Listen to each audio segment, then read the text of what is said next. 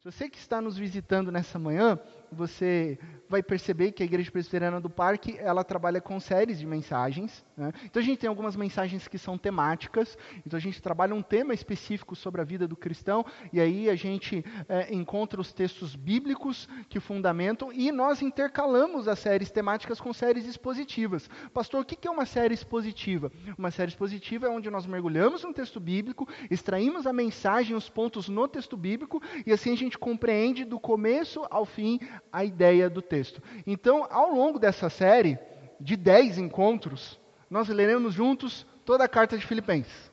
Filipenses, uma carta de amizade, né? A alegria que Paulo tem pelos irmãos filipenses é fundamentada nessa amizade, nos amigos do reino. Hoje é o terceiro encontro.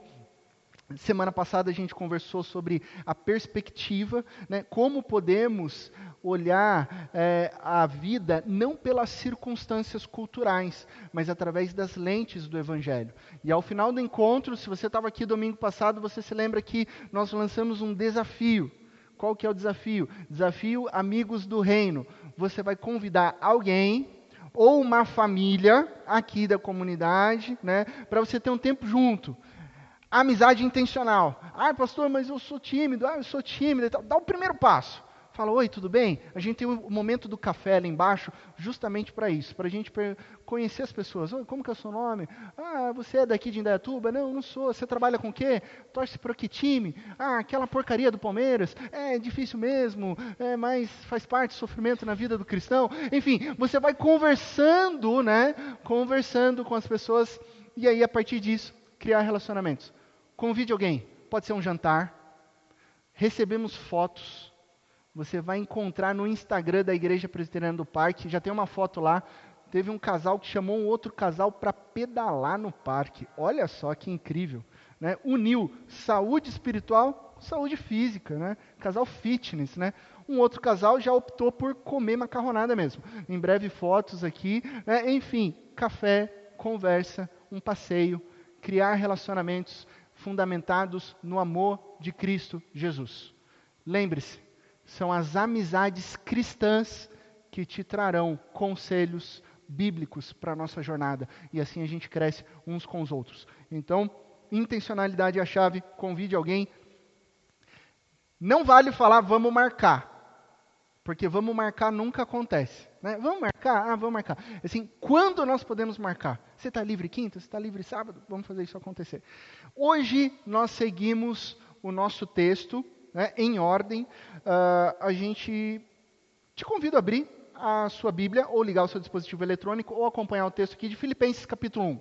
Filipenses capítulo 1, nós leremos do verso 27 até o capítulo 2, verso 4. Tá? Nós leremos o verso 27 até o verso 2, até o verso 4 do capítulo 2.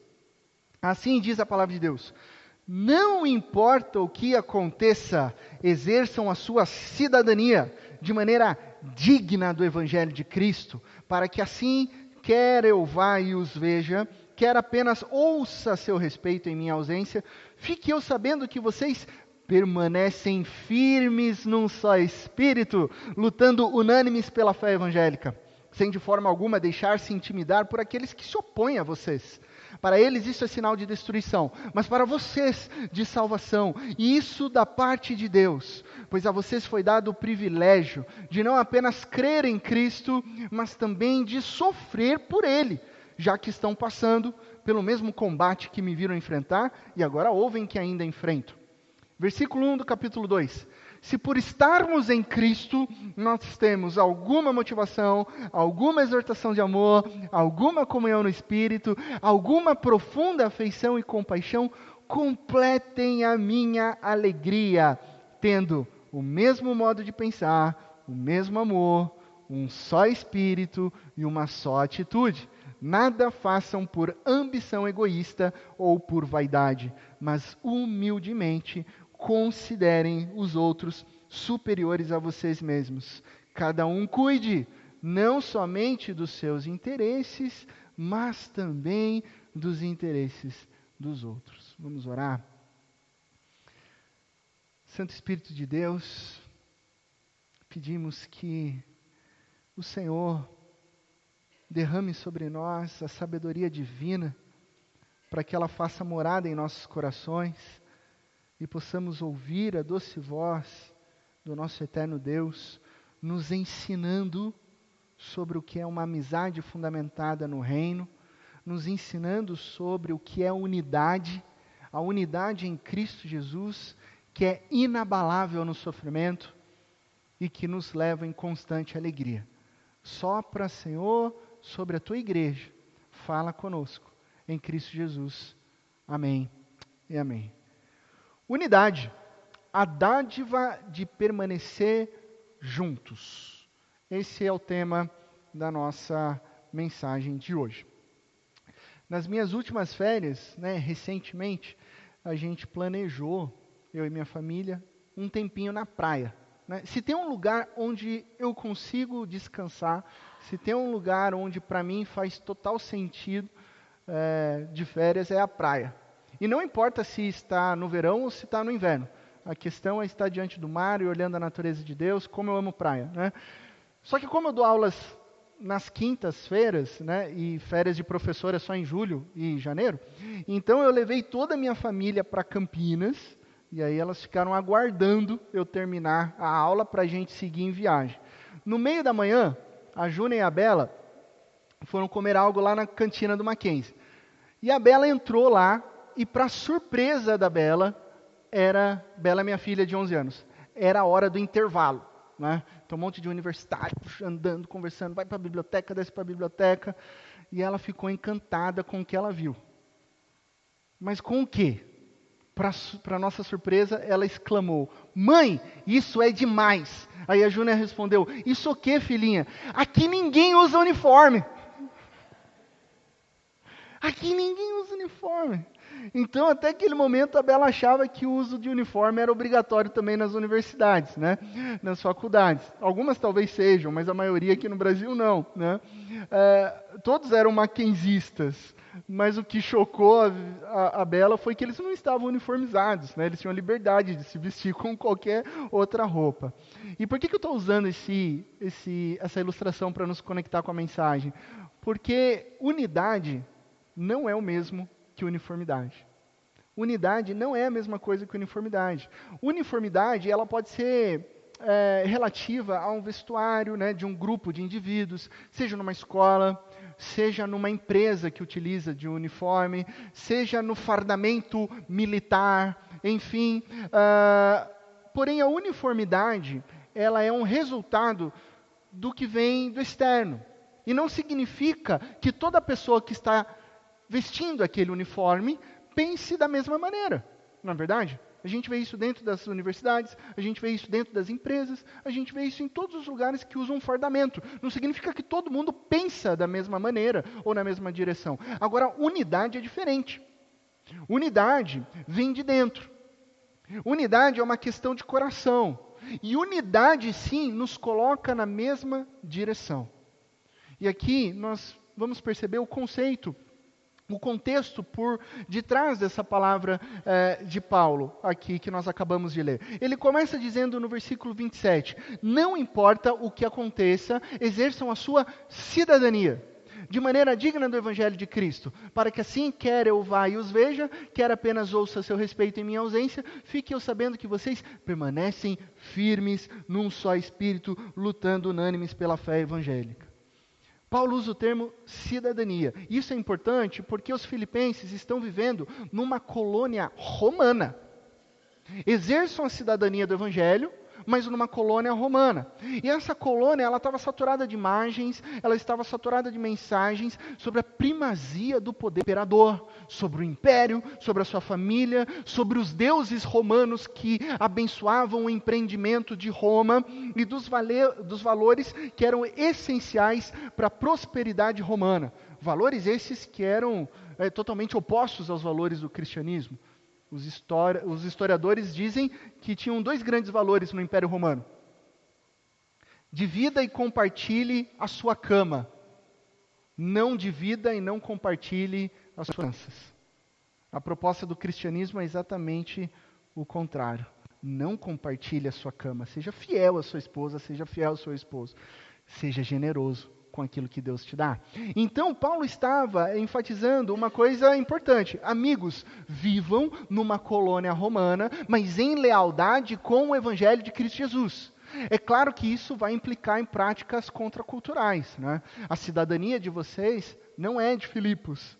A cidadania de vocês é dos céus. Paulo reforça isso no capítulo 3. O Senhor de vocês não é César. O Senhor de vocês é Cristo Jesus. É claro que vocês terão oposição, mas permaneçam firmes num só espírito, lutando unânimes pela fé evangélica. É interessante que Paulo usa uma linguagem frequentemente utilizada em competições atléticas para essa expressão lutando. Lutando juntos. Esse verbo grego lutar está relacionado a competições, ao esporte, a um trabalho em equipe. E os esportes, né, coletivos, eles mostram para mim e para você o quanto é fundamental o trabalho em equipe. Para quem gosta de futebol, Manchester City, campeão ontem da Premier, né, e talvez alcance a tríplice coroa, né, ganhou do Real Madrid no meio da semana. O meu Real Madrid do Vini Júnior partiu meu coração, mas não tinha como. E não é porque o Haaland sozinho é um grande goleador, mas sim porque o Manchester City do Pep Guardiola sabia trabalhar em equipe, tocando a bola, construindo a jogada, venceram. Não é sobre um jogador, é sobre uma equipe. O apóstolo Paulo nos diz, lutem unânimes pela fé evangélica, num só espírito, numa só alma, numa equipe. A tradução da NVI trouxe, permaneçam firmes num só espírito. Eu não sei qual foi a opção do tradutor aqui, mas talvez se você tiver com a Bíblia Almeida atualizada, e aí nesse versículo eu vou preferir Almeida atualizada, porque vai traduzir o trecho grego do enipneumati, mia, psique, num mesmo espírito e numa mesma psique, numa mesma alma. A palavra psique, no contexto grego, é uma palavra que se refere ao interior, né, ao coração, à mente, à faculdade psicológica de uma pessoa que vai distinguir ela de um outro ser vivente. É a psique, num mesmo espírito, mas também numa mesma personalidade, numa mesma psique. E não é uma uniformidade. Não tem como você colocar um uniforme na psique das pessoas.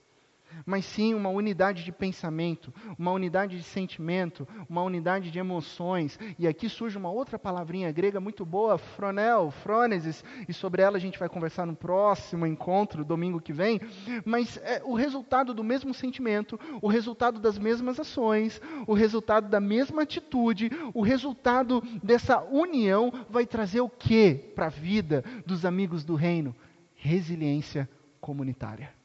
É isso que Paulo está falando, resiliência comunitária. Juntos nós somos mais fortes. Ou seja, nós trabalhamos juntos como uma equipe, como se fôssemos uma única psique, uma única pessoa leal ao Evangelho de Cristo Jesus. E o resultado é essa resiliência comunitária. Então é a ideia bíblica de um único corpo. Nós somos juntos o corpo de Cristo Jesus, vivendo o Evangelho. Isso é unidade. E o segredo é esse advérbio, que literalmente nos une, né? Juntos. É juntos. Não tem jornada na individualidade. É eu e você, que juntos somos o nós. Então nós não precisamos, diz o texto bíblico, quando estamos juntos, nos intimidar com mais nada. O medo não pode nos abalar. A ansiedade não nos atinge. Ela pode tirar um pouco o nosso sono, mas quando nós somos lembrados de que nós estamos lutando e caminhando juntos, a unidade é uma dádiva. E é uma dádiva de permanecer juntos no sofrimento. Esse é o nosso primeiro ponto da ideia central de unidade. A unidade é dádiva no sofrimento. Olha só, eu retirei, o trecho é nesse bloco do 27 ao verso 30, mas eu coloquei aqui o versículo 29.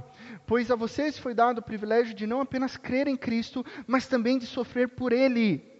O texto está nos dizendo que sofrer por Cristo Jesus é um privilégio, é uma dádiva, é um presente. Calma aí, pastor. sofrimento como presente, eu nunca tinha visto, né? Sofrimento como dádiva, como é que funciona isso? O que Paulo está querendo dizer? É claro, meus amigos, minhas amigas, que sofrimento em si, o sofrimento em si, não é algo prazeroso. Ninguém diz assim, nossa, que linda manhã, hoje eu quero sofrer. Né? Ninguém acorda assim, ai, que belo dia, está tão belo que está atrapalhando o meu sofrimento. Ninguém. A não ser que você esteja, né, escutando Marília Mendonça e tal, naquela questão de sofrência e tal. Tem gente que gosta, né, mas é uma outra história. Sofrência está relacionada aos amores, né? Enfim. Né? Mas eu acho interessante, né, que se tornou uma palavra no dicionário. A palavra sofrência agora. Né? Existe a sofrência. Né? Mas ninguém gosta de sofrer. Ninguém. Sabe? Talvez os corintianos. Não sei. Né? A gente fica em dúvida, né? Mas mesmo eles não conseguem, né? Agora, brincadeiras à parte, o que Paulo está nos ensinando aqui é que a identificação com o sofrimento de Cristo Jesus, presta atenção, sofrimento de Cristo Jesus, você se identificar com o sofrimento de Cristo, e não é uma calamidade.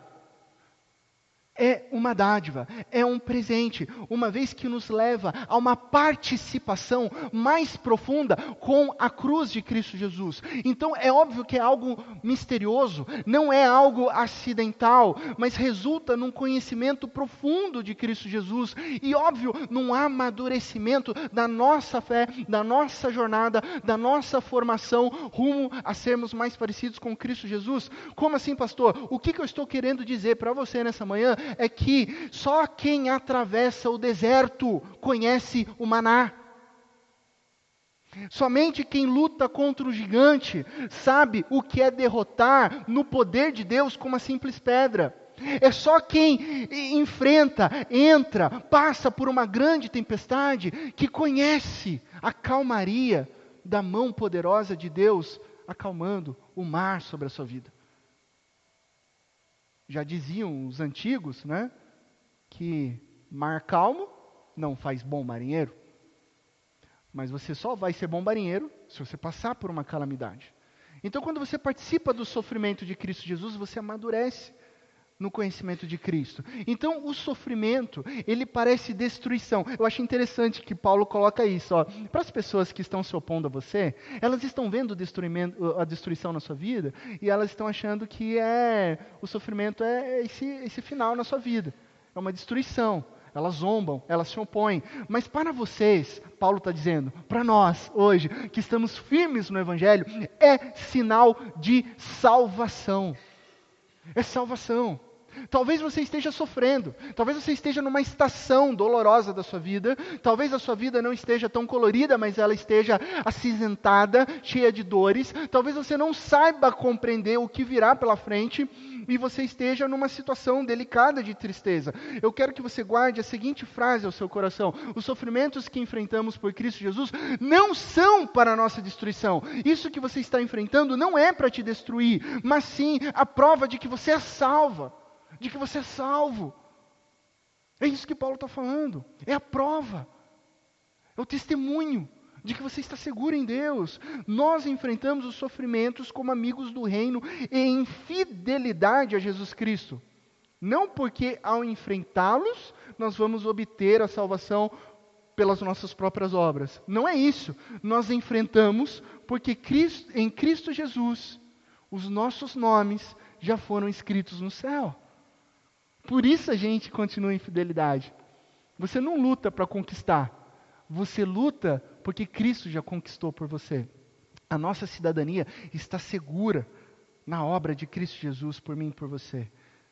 Agora a gente consegue compreender melhor como o sofrimento dos que creem em Jesus é uma dádiva. Isso mostra que nós estamos em Cristo Jesus. E no reino de Deus, ninguém sofre sozinho, ninguém fica para trás, nós sofremos juntos, nós caminhamos juntos, certos de que não se trata de um sinal de destruição, mas sim a certeza da salvação. Essa é a unidade como dádiva no sofrimento. O segundo ponto que a gente extrai dessa bela mensagem é a unidade como dádiva que leva à alegria. É maravilhoso que na história bíblica, na teologia bíblica, as coisas nunca param no sofrimento. elas nunca param na morte, elas nunca param na dor. Isso é impossível de acontecer, porque o nosso Deus é um Deus restaurador, que nos leva sempre em graça, em alegria e em vitória.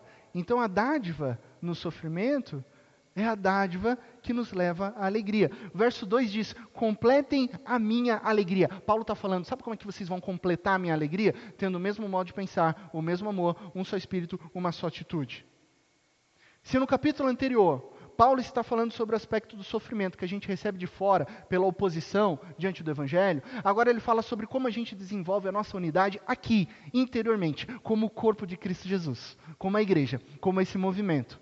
Então não pode ser uma uniformidade externa, tem que ser uma unidade interna, tem que ser real. Nós não seremos cristãos se a gente, por um acaso, uniformizar todo mundo aqui, colocar uma camiseta, Igreja Presbiteriana do Parque. Isso é uma boa ideia em termos de ter uma camiseta, mas isso não vai nos trazer unidade. Não é esse o ponto, porque uma camiseta é externo. O que nos traz unidade é a maneira como a gente pensa, age, sente e crê aqui no coração, tendo um só espírito, uma só alma, um só coração. Então essa é a unidade real. E Paulo coloca 4 cláusulas condicionais que nos levam a essa unidade. Olha só que interessante. Se por estarmos em Cristo, nós temos alguma motivação. Estar unido em Cristo Jesus é o fundamento prioritário para estabelecermos relacionamentos profundos e saudáveis uns com os outros. E se nós estamos unidos em Cristo Jesus, a gente conversou sobre isso na série passada, Mais Profundo, você lembra que nada pode atrapalhar, romper ou quebrar a sua união com Cristo Jesus. Então o primeiro passo é a união com Cristo Jesus. Da união com Cristo Jesus a gente estabelece relacionamentos saudáveis uns com os outros. Aí ele continua, alguma exortação de amor. O amor é a avenida central para o encorajamento, a repreensão e o conforto uns com os outros. Não existe outro caminho, gente. O caminho é o amor. Em todos os nossos relacionamentos. Seja no seu relacionamento com seus filhos. Né? Você está lá educando seus filhos. Às vezes você tem que ser duro com o seu filhote. Né? Mas você é duro como? Em amor. Eu costumo dizer que às vezes tem cada bronca que a gente dá nos nossos filhos que dói mais na gente, né? Sentar e conversar sério. Né? E aí, ontem teve uma situação, a gente estava retornando de viagem, a Isabela machucou o pé e gritou de dor. Aí a Júnia estava com ela e falou, eu perguntei o que aconteceu, ela machucou o pé e chorando. Só que ela estava estressadinha. E aí eu fui, filha, o que aconteceu? E ela foi grossa comigo. Pai, eu falei, filha, a gente vai conversar. A gente estava entrando no carro para ir para Indaiatuba. Você entra no carro, se despeça dos seus avós. A gente vai ter uma conversa. E você vai pensar sobre o que você falou. Aí ela já entrou muda no carro, assim. Né? Eu dirigindo, de noite, duro, mas com o coração, sabe? Moído, assim. 30 minutos de viagem. Papai, oi filha, eu queria pedir perdão. Eu pensei no que eu falei. Eu não deveria ter falado com o senhor daquele jeito. É que aconteceram 2 coisas. Eu machuquei meu pé. Eu sei que você veio me acudir, me acolher, mas na verdade eu não estava chorando por causa do meu pé. É porque eu estava indo embora da casa do vovô, da vovó, ficar longe das minhas primas. E eu estava chateada com isso. Mas eu sei que eu não deveria ter falado assim com você. Desculpa. Eu falei, filha, está desculpado. Isso quebra a gente, né? Dá bronca em filho, né? Mas é necessário. Mas qual é o caminho? O caminho é o amor. Você é duro, mas em amor.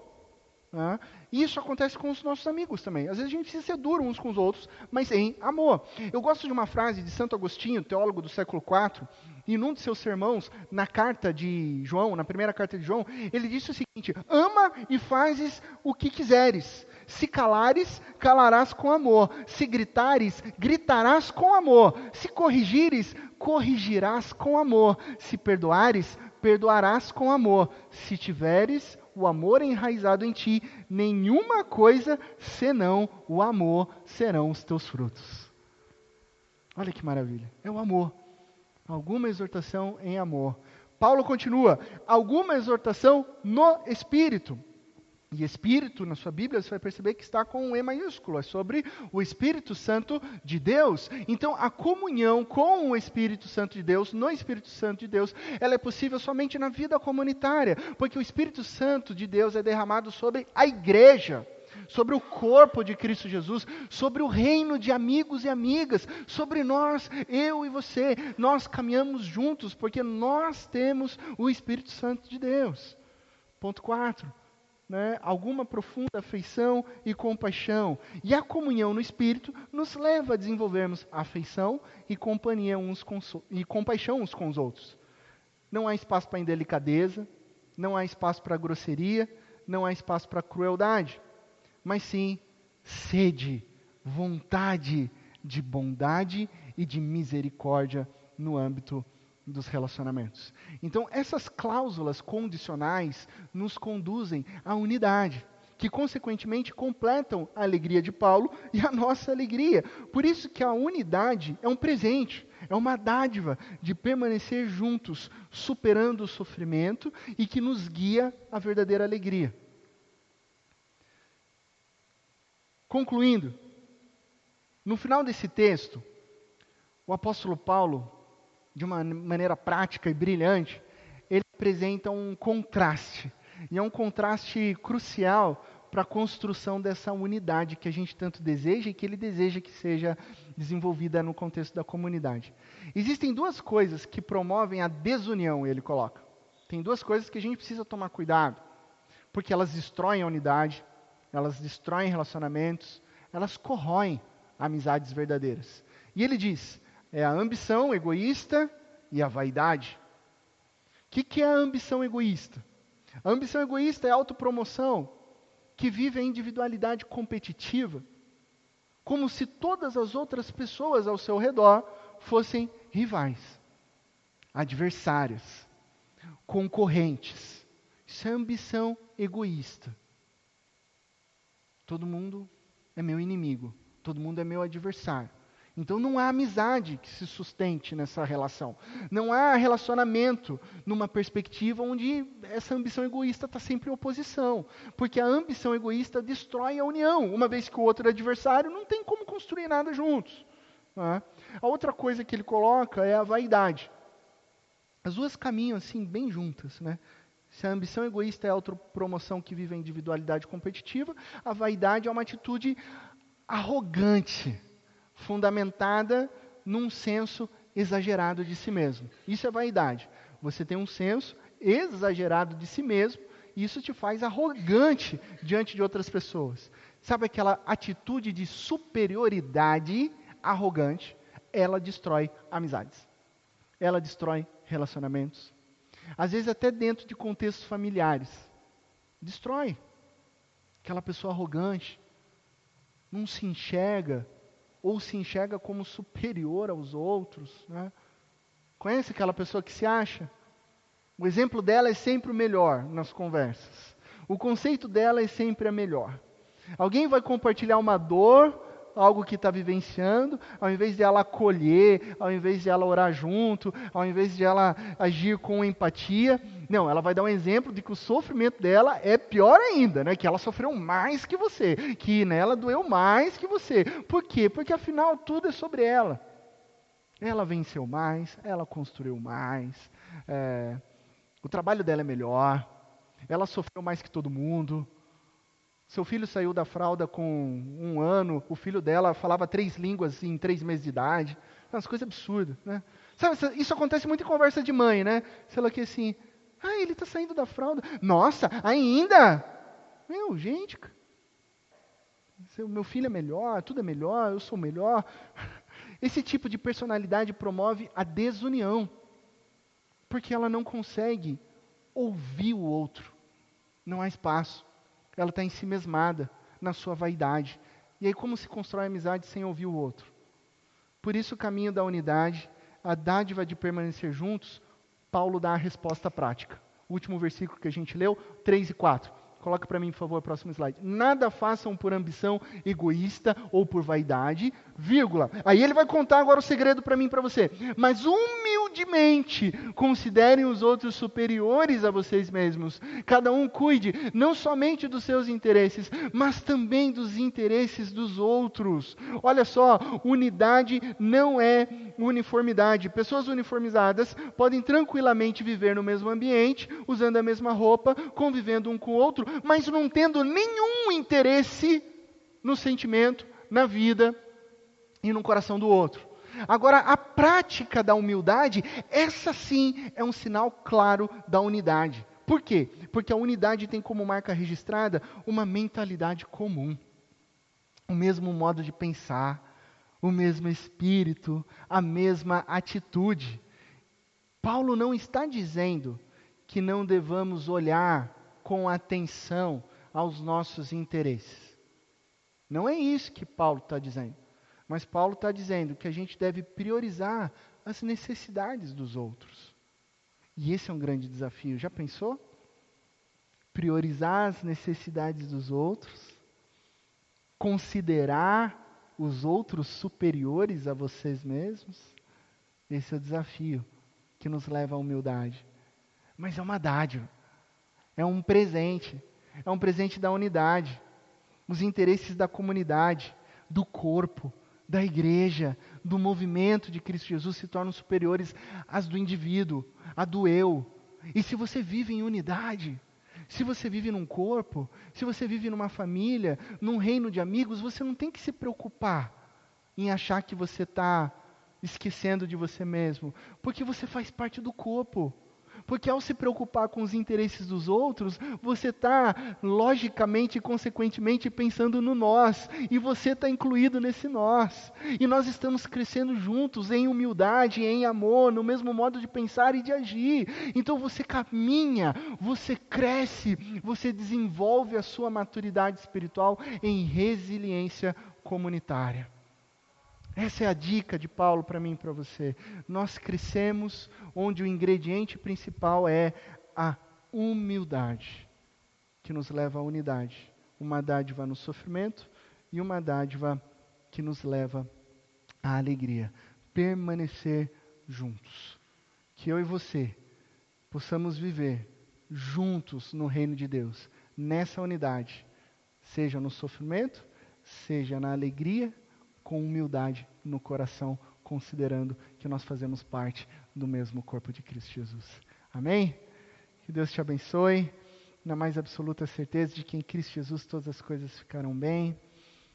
Enquanto a equipe se dirige aqui à frente, antes de nós cantarmos a última canção, lições práticas de vida. A gente vai exercitar essa semana a disciplina da humildade.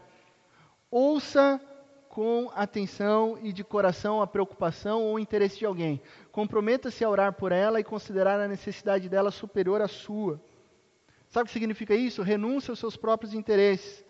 Tenha a melhor consideração possível pelas pessoas e preste atenção na preocupação, nos interesses uns dos outros. E olha só o que eu vou falar. Às vezes você está pensando nesse desafio em algo assim muito distante, com alguém do trabalho, com alguém da faculdade. Mas às vezes, e principalmente, isso deve ser exercitado dentro da família. Sua esposa está querendo dizer algo importante, você já está pensando na resposta. Ela nem terminou, você já está devolvendo a resposta. Ouça a sua esposa. Deixa ela terminar de falar. Para de pensar já na resposta. Ouça. Não diga nada. Preocupe-se com o interesse dela. Ouça com atenção. Acolha. Que às vezes a gente não está ouvindo o outro dentro do lar. Seu filho quer dizer alguma coisa para você e você já está rebatendo. Você já está, não é assim. Você... Ouça. Considere o interesse dessa pessoa criada à imagem e semelhança de Deus. Preste atenção. Coloque as necessidades dos outros acima das suas. Comprometa-se a orar por essa pessoa diariamente. Coloque essa semana em oração um nome, onde você pede para que o Espírito Santo te ajude a considerar as necessidades e orar por ela diariamente. A segunda lição é um lembrete da semana passada, hein? Colocar Filipenses 1:26 em prática. Então eu vou reforçar de novo aqui, intencionalidade. Crie amigos do reino, amigos fundamentados no amor de Cristo Jesus. Então, você tem aí mais uns 10, 15 dias para convidar alguém para você tomar um café junto, fazer uma caminhada no parque, assistir um cinema, jantar na sua casa, enfim, a criatividade é sua, jogar uma partidinha de tênis. Intencionalidade, gente. Ok? Vá, dê o primeiro passo. Nos envia a foto, registre esse momento. Fala assim, pastor, com quem eu estou jantando, com quem eu estou almoçando aqui. Registra a foto, que a gente vai pegar sua foto e vai colocar no Instagram. Não por ambição egoísta ou vaidade, tá? Mas sim para incentivar outras pessoas a fazerem o mesmo. Então a gente já tem uma foto de ontem, vai sair outra foto hoje.